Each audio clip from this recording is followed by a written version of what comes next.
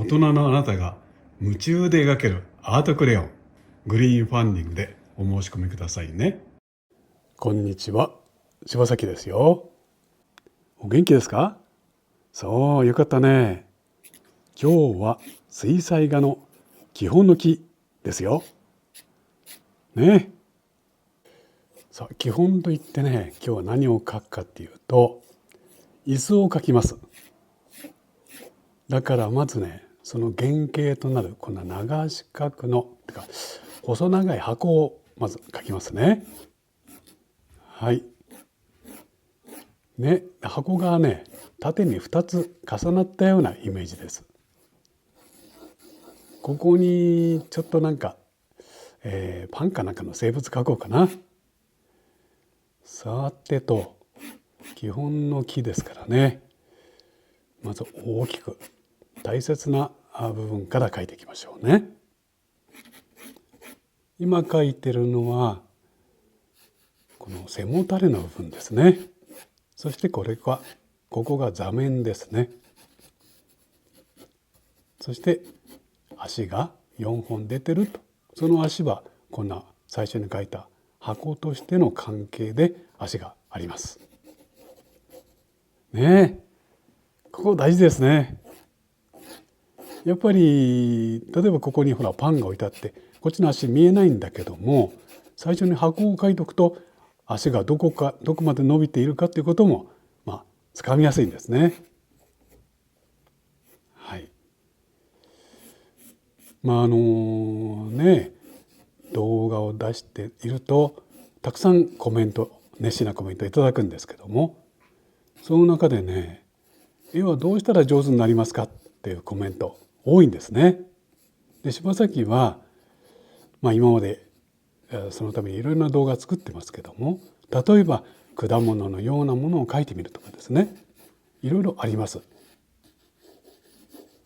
で、今回のようにこういう身近なね、こういう形のはっきり分かりやすいもの、こういうものをね、やっぱり地道に描いてみるっていうのも絵を上手にする秘訣です。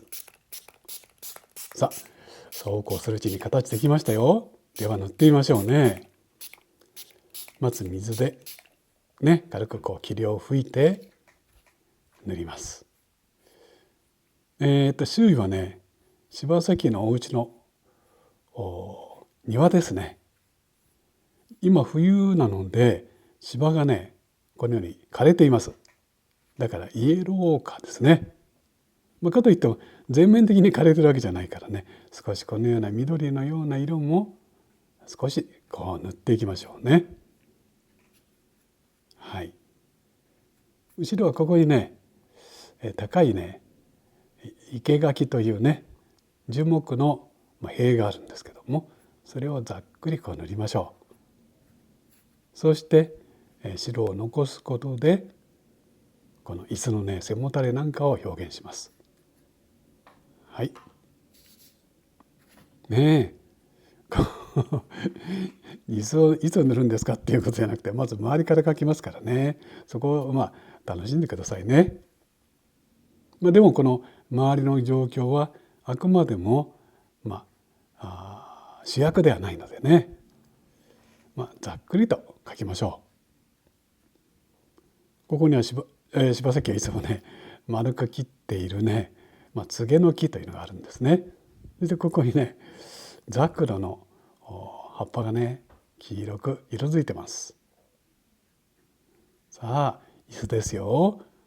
今回のこの椅子ね、ここ座面なんですけども、ちょっと凝っていてね、ここ細いなんていうんだろう、麻のような紐でね編んであるんですね。はい。そしてこれが背もたれの部分です。はい。定型なものですからね、少し丁寧に描いていきましょう。今回椅子を描くんですけども、きっとあなたのね、身の回り、例えばお家だったり、それから学校、あるいは職場などにね、椅子ってあると思うんですね。でもなかなかあれでしょ、絵に描くようにしてものを見てないと思うんですよね。あまりにも短すぎてね、よく見てないかもわからない。でもそういうものも改めてね、こうやって描いてみると発見も多いしね、改めて親しみも湧くし、何よりもね、絵をちょっともう少し実力上げたいなっていう人にはね、いいお勉強になると思います。ね、ぜひね、これを見て挑戦してみてくださいね。はい。では足を描きましょうね。これ形がはっきりしてますからね、少しゆっくり慎重に描いていきましょう。はい。この身近にあるこの家具ですね、それは直線だったり曲線だったりするものが多いですから、こういうね、正面側面は少し丁寧に表現していきます。さて背もたれの部分ですね。ここは向こう側に湾曲してるんですね。その雰囲気を大事に描きます。そして背もたれの側面ですね。側面は今回は日陰の面という設定ですので、その色の暗くて冷たい色というふうになります。ここの座面の部分のここは手前に湾曲して飛び出てるんですね。そういう曲面を描くのもとっても勉強になりますね。さあどうかな。少しずつ椅子らしく見えてきたでしょねえ。ここもね結構こだわったデザインになってます。はい。じゃあちょっとお庭の方も描いたいよね。定石ね、庭にね、冬になったので、ここら辺ねパンジーなんか植えてあるんですよ。ね、綺麗な色ですね。はい。ではまた椅子ですね。こういうとこ本当にじっくり見て少しずつ描いていくとその雰囲気になるから楽しみだね。そしてバスケット、中に明るい色のみかんとかりんごとかこんなベーグルのね美味しいものが詰まったバスケットです。これもちょっと立体的に描きたいですね。はい、こんな感じですね。はい、バスケットも網目がありますからね、それの内側外側の部分もちょっと丁寧に描いてみましょうね。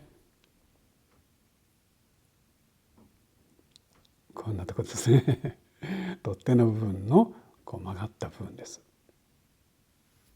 はい。本当に絵を描いてみようと思った時、身近にたくさんいろいろなものがあると思うんですね。その中で比較的、シンプルでつかみやすいもの、そういうものから挑戦していくと、必ずねだんだん力もついてきてね、気がついた時はもうこんなに上手になっちゃったかっていうね絵が描けると思うんですね。はい。さあそれでは椅子の足ですよ。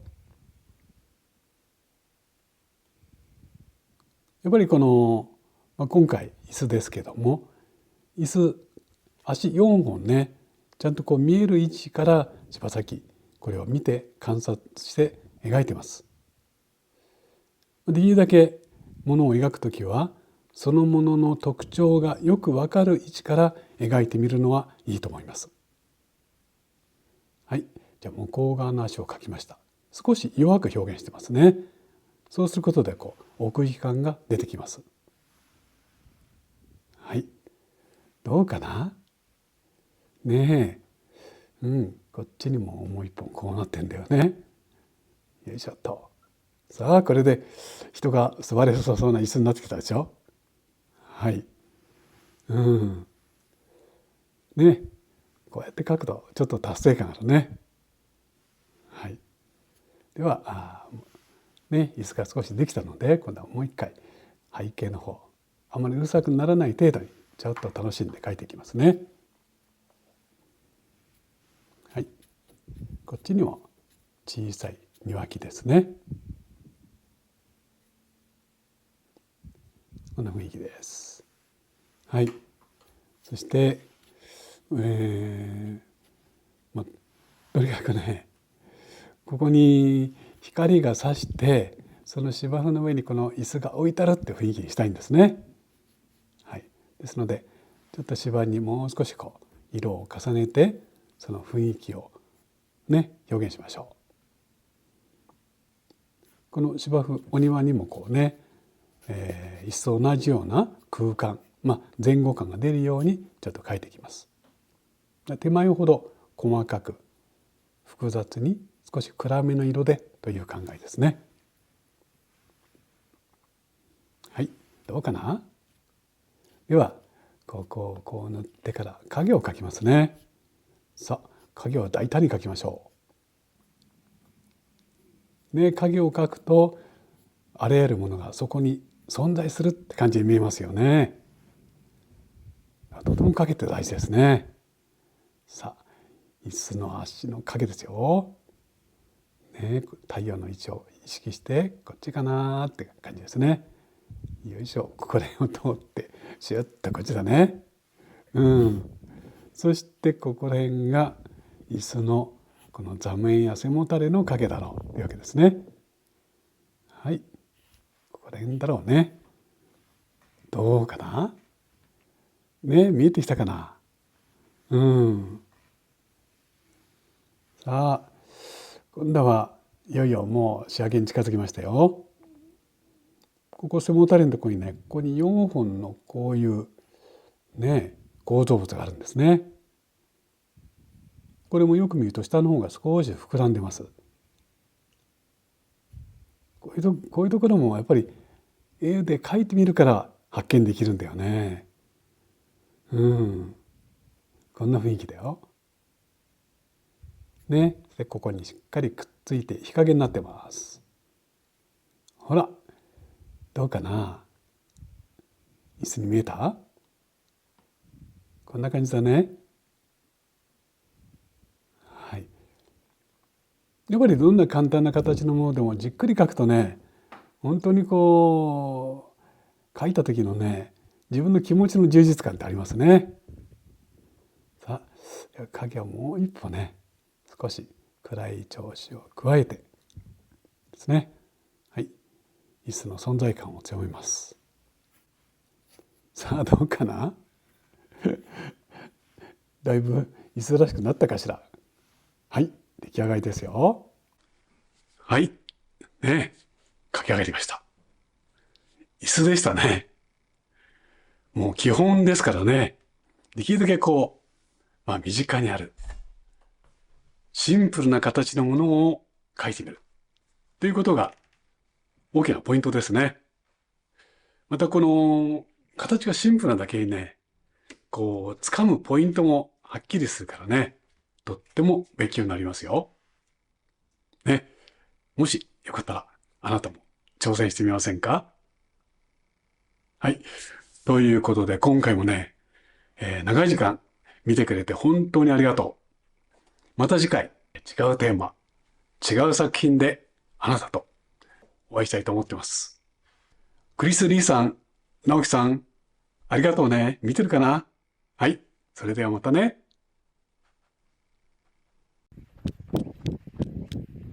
柴崎春道公式オンラインサロン、シバーツメンバー募集中だよ。シバーツなら YouTube では話せない、柴崎の特別なライブ配信を月1でお届け。さらに専用のアプリでメンバー同士がいつでもつながって楽しくやり取りができる。もちろん柴崎も頻繁に書き込みやコメントを返しています。柴崎がリアルタイムで、水彩画の基礎をあなたに分かりやすく教えるオンライン水彩画講座。メンバーになると割引価格で受講いただけます。毎月柴崎から出されるお題でチャレンジするお絵描きの会。出来上がった作品は柴崎がオンラインで公表いたします。メンバーが一堂に会して楽しくおしゃべりできるオンライン交流会。毎回大盛り上がりで時間があっという間に経ってしまいます。さらに、芝アーツメンバーなら、柴崎に直接質問のし放題。オリジナルグッズも特別価格でご購入いただけます。そんなシバースのメンバーが先日、銀座の画廊でグループ展を開催。たくさんのお客様にご来場いただき、素晴らしいイベントになりました。さあ、いかがでしたか？会社や学校、地元の人間関係とは異なるアートが大好き、描くことが大好き。そんな仲間が笑顔で集う場所。それがシバーツです。詳しくは概要欄をチェックしてね。待ってます。よろしく